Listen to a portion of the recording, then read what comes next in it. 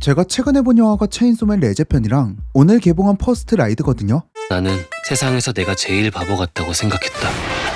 진짜 바보들을 만나기 전까지. 마침 이 두 영화가 예매율 1, 2위를 다투고 있어서 오늘은 이 두 영화를 간단하게 리뷰해보고 둘 중 어떤 걸 보면 좋을지, 또 이걸 보고 느낀 일본 애니의 흥행과 한국 영화의 부진에 관해 그려보겠습니다.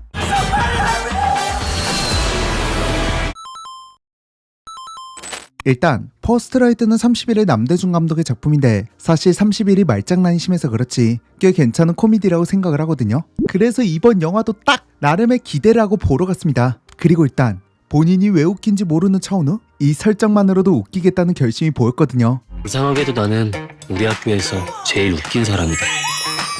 왜 웃는 걸까? 하지만 저는 이 영화를 보라고 추천을 하지 못하겠습니다. 시사의 평 대부분이 코미디 하나는 좋은 영화라는 평이 많더라고요. 근데 그 말이 틀린 말은 아닙니다. 코미디 하나만 좋은 영화예요. 나 아무것도 안 했는데 개그맨 시험을 봐야 되려나? 너 진짜 소질 있다니까? 이 영화가 후반에 뻔히 예상되는 반전 하나가 존재하는데 그 반전을 위해 스토리가 쭉 진행되는 방식입니다. 그런데 문제는 그 스토리가 의미가 하나도 없다는 거예요. 약간 스케치 코미디에서 쓸 법한 에피소드 하나를 2시간 정도로 늘려놓은 느낌입니다. 스토리라고 할 건 10분에서 20분 분량밖에 없으니 앞에서 배우들이 열심히 똥꼬쇼를 하는데 몇몇 장면은 확실하게 개그 타율이 높습니다. 엄마!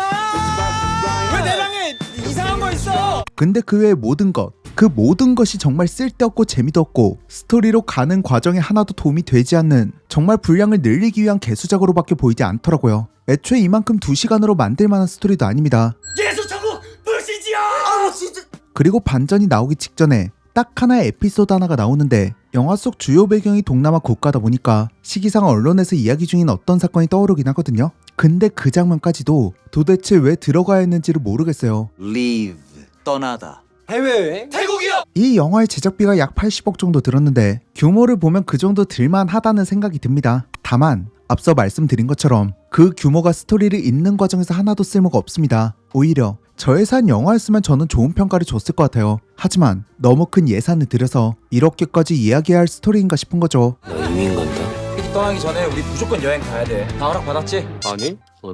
예를 들어 좀비 다른 코미디에 좀비라는 장르가 더 들어가잖아요. 그럼 이 정도의 예산, 이 정도의 규모가 이해는 돼요. 그리고 한국 영화에서 좀비라는 소재로 가장 한국적인 코미디를 하고 있어서 이 부분에서 오는 웃음이 있었거든요. 근데 이 태국 브이로그를 그 반전 하나를 위해서 이 정도까지 해야 한다? 저는 잘 모르겠습니다. 여기 불 좀 켜주세요. 감사합니다. 그리고 애초에 대본이 재미있고 연출적으로 코미디를 살려줬다고 느꼈다기보다는 배우들이 각자 가지고 있는 캐릭터로 웃기는 느낌이에요. 깊게 잠들었네. 강하늘, 김영광 코미디 잘하는 배우인 거 알고 있고 차은우는 작은 것만 해도 얼굴이 웃겨요. 거기에 한선아는 요즘 이 분야에서 원탑이죠. 이 나사 빠진 연기는 한선아가 최고라서 이 배우들의 연기는 상당히 만족해요. 나 생명체인데 그냥 이 어때? 생명체는 어때? 이 생명체. 하지만 그 외에 나머지는 좋다고 하기 힘듭니다. 그렇다고 이런 영화 그만 만들어라? 그건 또 아니고 어떻게 맨날 코스 요리만 먹습니까? 짜장면, 라면 이런 거 먹는 날도 있어야 하는데 물가가 너무 올라서 이제는 이런 짜장면 하나에도 기대를 많이 하게 되네요.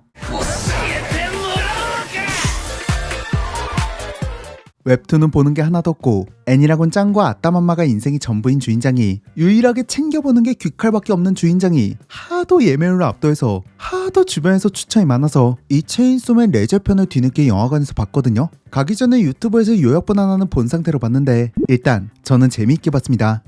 落ちた好きな人が2人できちまったよ AR머신 제가 느끼기에 귀칼은 3D 렌더링부터 최신 기술이 많이 들어간 엄청 트렌디한 앞으로 나올 애니의 기술 집약체를 본 느낌이었다면 체인소맨은 내가 알던 2D의 정석에서 사람을 갈든 기계를 갈든 뭐 하나는 제대로 갈아 넣었구나 싶은 애니였습니다.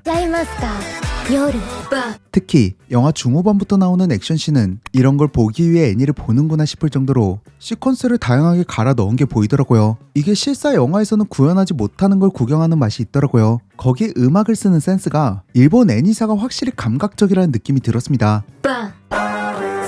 다만 제가 AR못이다 보니까 액션이 길어질수록 이 눈이 따라가지를 못하더라고요. 약간 정신없다는 느낌도 있기는 했습니다.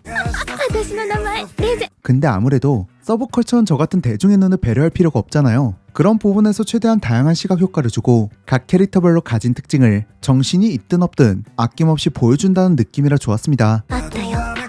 ありました 특히 태풍의 악마라고 하나요? 어쨌든 그 친구가 생각보다 액션의 비중도 크고 스킬의 정성이 많이 들어가 있길래 꽤 오래갈 친구인가 싶었는데 죽더라고요. 그만큼 이 극장판에서만 나오는 서브 빌런인데도 그 캐릭터의 특징을 잘 살린 액션을 그려주더라고요.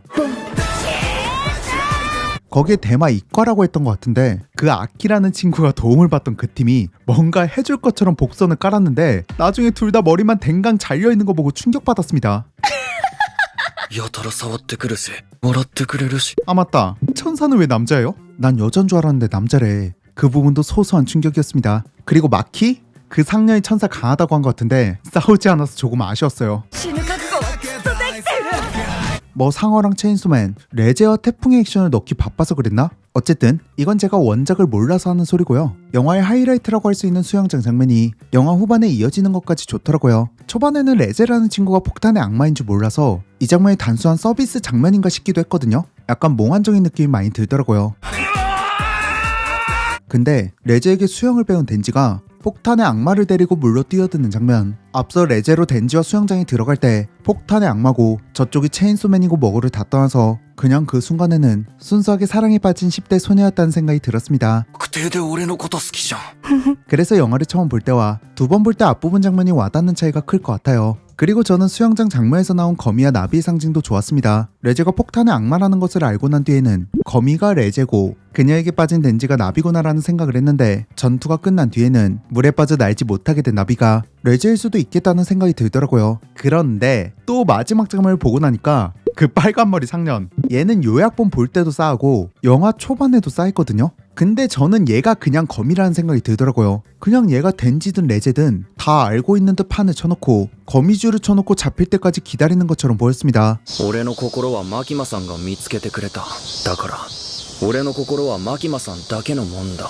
이후 마지막 장면을 보고 나면 확실하게 여운까지 남는 영화더라고요. 이 영화는 앞서 리뷰한 퍼스트 라이드처럼 결말까지 가는 과정에 쓸데없는 낭비가 보이지 않았어요. 모든 장면이 레제라는 캐릭터, 그녀와 사랑을 하게 된 덴지라는 그 모든 캐릭터에게 서사를 쌓는 과정처럼 보입니다. ケンジ君みたいな面白い人初めて 그리고 그것이 쌓인 상태로 결말로 이어질 때는 체인소맨이라는 시리즈의 극장판이긴 하지만 이 레저편을 하나만 놓고 보더라도 좋은 하나의 단독 영화를 본 느낌이에요. 하나의 독립적인 영화라 하더라도 손색이 없는 작품입니다.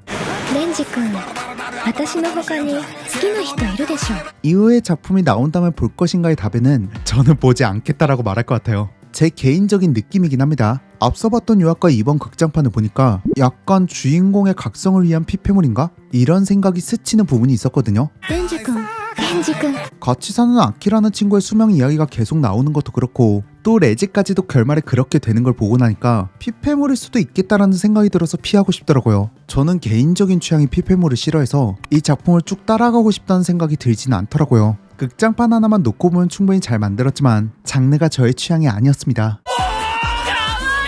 제가 흔히 원나블이라고 불리는 작품들을 하나도 보지 않았거든요. 이때 나온 수많은 작품이 너무 장기 연재를 한 탓인지 도저히 시작해볼 염두가 나지 않더라고요. 수익 측면에서는 이런 선택이 맞겠지만 애니를 보지 않는 저에게는 이 서브컬처에 입문하기 굉장히 힘들어지는 것이 너무나도 볼륨이 큰 분량 때문이라는 생각도 해요. 관심이 생기더라도 이 분량을 따라가지 못하거나 하나를 놓치는 순간부터는 그냥 애니 전체의 관심도가 떨어지는 느낌까지도 있었거든요. 하지만 요즘 극장가에서 볼 수 있는 일본 애니는 원피스나 코난에 비하면 분량도 훨씬 적고 찍어 볼만한 수준이라는 생각이 듭니다. 특히 기칼과 체인소맨 극장판은 저처럼 요약본만 보더라도 혹은 보지 않더라도 충분히 이 한 편을 즐기는데 큰 무리가 없는 수준이죠. 전체적인 스토리들도 쉽게 이해가 되고 다소 설명이 길다는 생각이 들기도 하지만 오히려 이 작품으로 원작에 입문할 수도 있을 정도로 전략적으로 상업적으로 효과적인 연출을 하고 있다는 생각까지도 듭니다. 원작 TV와 극장판 순으로 팬덤을 붙이고 흥행하던 기존 애니들은 팬덤을 붙이고 흥행하던 기존의 방식을 유지하며 기존 팬덤으로 초반 흥행 수익을 얻고 친절한 설명으로 새로운 유익까지 얻을 수 있는 새로운 흥행 방식을 채택하고 있는 것 같죠. 다소 친절한 설명이 코어 팬들에게는 지루할 수 있는 구간일 수도 있지만 그 후에 확실히 코어 팬들도 만족할 만한 장면이 이어지고 추가로 돈과 시간을 써야 하는 극장용 작품에 걸맞는 퀄리티로 유익과 코어 팬을 둘 다 잡게 된 것이 요즘 극장가에서 일본 애니가 흥행하는 요인처럼 보입니다. 어쩌면 오랜 기간 서브컬처를 파왔던 애니사가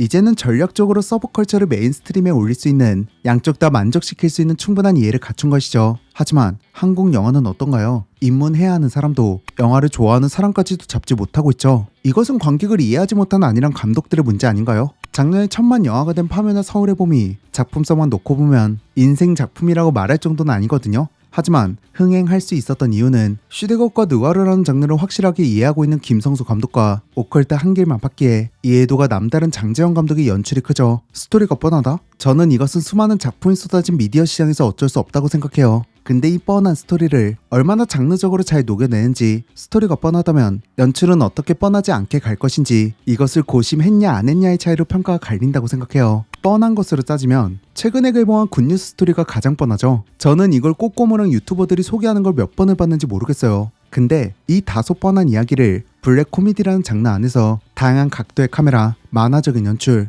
또 딱딱하게 느껴지는 것에서 매력이 오는 연극적인 연기, 그동안 한국 영화에서 보기 힘들었던 다양한 볼거리를 제공하죠. 그러면서 보여주는 메시지는 직관적이고 쉽습니다. 근데 흥행부진이라고 징징거리는 다른 한국 영화들, 이 정도의 시도를 한 게 있나요? 여전히 90년대부터 2010년대까지 이어진 한국 영화들이 해왔던 이야기에 해왔던 연출 방식을 그대로 따라갈 뿐이고, 감독의 특유의 색깔도, 이야기를 바라보는 방식도 큰 차이를 느끼지 못하겠어요. OTT 탓, 소비자 탓 이유가 없습니다. 지금 극장가에서 흥행 중인 애니만 봐도 이유가 보이잖아요. 티켓이 비싸도 관객들은 재미있다고 하면 충분히 돈 내고 봅니다. 만약 오로지 스토리의 문제라면 한국 드라마들도 세계적으로 흥행하지 않았겠죠. 하지만 최근에 나온 폭군의 셰프만 봐도 흥행 중이잖아요. 근데 이 작품이 스토리적으로 그동안 보지 못했던 드라마, 이런 느낌은 아니잖아요. 한국 드라마 좀 본 사람들에게는 익숙한 맛이지만 거기에 음식이라는 콘텐츠를 녹이고 그것을 드라마에서 보여주는 방식이 그동안 한국 작품에선 보지 못했던 과장된 애니메이션적인 요소를 더하고 있죠. 쉽게 접근할 수 있는 스토리에 유나라는 배우가 잘하고 있는 코미디를 더하고 한국 작품에서 볼 수 없었던 신박한 하나가 더 보이니 시청자들은 충분히 시간을 할애합니다. 어차피 비슷한 스토리와 비슷한 배우들이라면 저는 그 안에서 자신 있는 한 가지는 확실히 들어가야 한다고 생각해요. 그리고 그것이 정말 맛있게 요리가 됐을 때 관객들은 비싼 티켓값도 있고 시간과 돈을 쓰죠. 퍼스트 라이드 제작비가 약 80억 원, 체인소맨 레제편 제작비가 약 60억 원이라는데 애니를 즐겨보지 않는 저도 체인소맨 선택할 것 같습니다.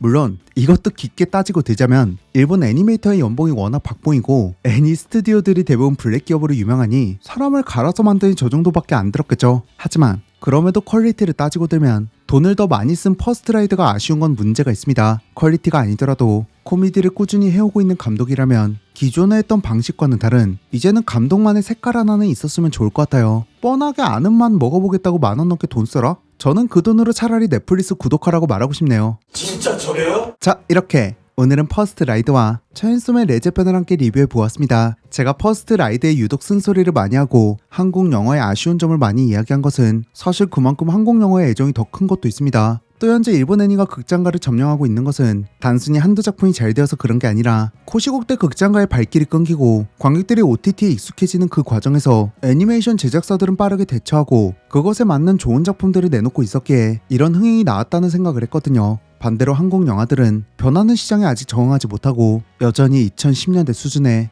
머무르는 것이 아쉬워서 더 쓴소리 했습니다. 어쨌든 오늘도 마무리하기 전 평점과 다시 보기 지수를 남기도록 할게요. 평점은 5점 만점으로 남기고 다시 보기 지수는 총 4단계로 평가할 예정입니다. 제가라면 돈 주고 영화관에서 다시 볼 정도의 작품, 스트리밍은 돈 주고 볼 정도는 아니지만 OTT와 같은 스트리밍 사이트에 올라오면 다시 볼 작품, 무료는 TV나 VOD에 우연히 나오면 다시 봐도 무방한 그런 작품, 패스는 다시 볼 가치가 없는 그런 작품이다. 자, 그럼 퍼스트 라이드의 점수는 별점은 5점 만점에 2점, 다시 보기 지수는 무료입니다. 개인적으로 20의 청춘, 30일의 코미디가 아주 적절하게 섞인 결과물이 나오지 않을까 기대했지만 여전히 진부한 코미디로 위대한 소원에 머물고 있다는 생각이 들었네요. 코미디라는 장르가 정말 어려운 장르인 것도 알고 취향을 많이 타는 분야인 것도 알지만 여전히 이 영화에서 칭찬할 부분을 찾기가 힘들었습니다. 그나마 좋아하는 배우들이 많이 나왔기에 나중에라도 어디 TV나 VOD에 무료로 나온다면 그때는 잔잔바리로 틀어놓을 생각까지는 있습니다. 영화로는 아쉬운 이야기지만 20분짜리 유튜브 스케치 코미디라면 칭찬할 것 같아요. 그리고 이어서 체인소맨 레제편의 점수는 별점은 5점 만점에 3.5점, 다시 보기 지수는 스트리밍입니다. 장면 고심한 흔적이 보이는 연출과 결말까지 가는 과정에 버릴 장면 없이 하나하나 빌드를 쌓는 과정 모두 좋았습니다. 특히 실사 영화에서는 볼 수 없는 시퀀스의 총집합이었던 액션씬은 에알못의 눈이 미처 다 따라가지 못하는 것이 아쉬울 만큼 좋았고 애니라는 장르의 매력을 확실하게 느끼게 해주었습니다. 작품의 스토리, 작가의 호불호를 다 떠나서 서브컬처, 한 장르를 완벽하게 이해한 제작진의 노력까지 해버리니 서브가 아닌 메인으로 올라오는 것이 아닐까요? 어쩌면 앞으로 극장가를 먹여 살릴 장르는 한국 영화도 아니고 할리우드의 대작도 아닌 이 애니메이션이 될 것 같다는 생각이 듭니다. 어쨌든 오랫동안 영화를 좋아하고 소비하는 사람의 입장에서 안일했던 한국 영화 시장에 제대로 된 라이벌이 생긴 느낌이네요. 오늘의 이야기를 들은 여러분들은 이번 퍼스트 라이드와 체인소맨을 어떻게 보셨는지 자유롭게 댓글로 의견 남겨주세요. 그리고 얼마 전에 업로드한 디즈니가 망한 이유에 관한 영상도 재미있으니까 꼭 한번 보시길 추천해드리면서 저는 여기서 인사드릴게요. 구독과 알림 설정 눌러주시면 앞으로도 각종 영화 속 이야기로 계속 인사드리겠습니다. 지금까지 필름그린의 박그린이었습니다. 감사합니다.